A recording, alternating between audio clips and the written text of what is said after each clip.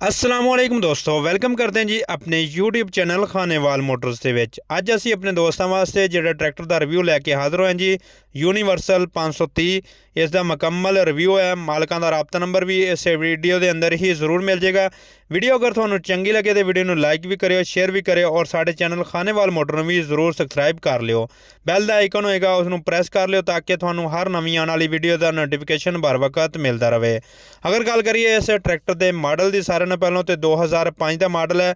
अच्छी हालत, साफ सुथरी हालत, जेनवन हालत तुहानू ट्रैक्टर मिल जाएगा। मुनासिब जी कीमत है, कोई कीमत ज़्यादा नहीं है। हुण ट्रैक्टरों की कीमत के हिसाब नाल मुनासिब ही कीमत है। 12 काने इसके टायर ने, जिस तरह तुसीं गुड्डी वगैरह टायरों की वेख सकते हो। बाकी रिम वगैरह जेनवन हालत च ने, यह देख सकते हो। टायरों की कंडीशन भी तुहाडे दोस्तों के सामने है।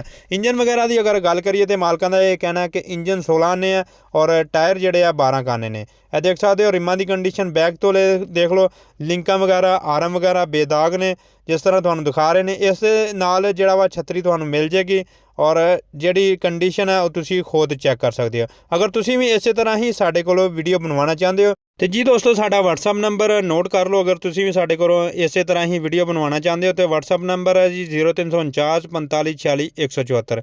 इस नंबर पर तुसीं साडे नाल राबता कर सकते हो। यह लैफ्ट साइड तो लैफ्ट साइड के रिम वगैरह, टायर वगैरह मुकम्मल तुहानू दिखाते हैं।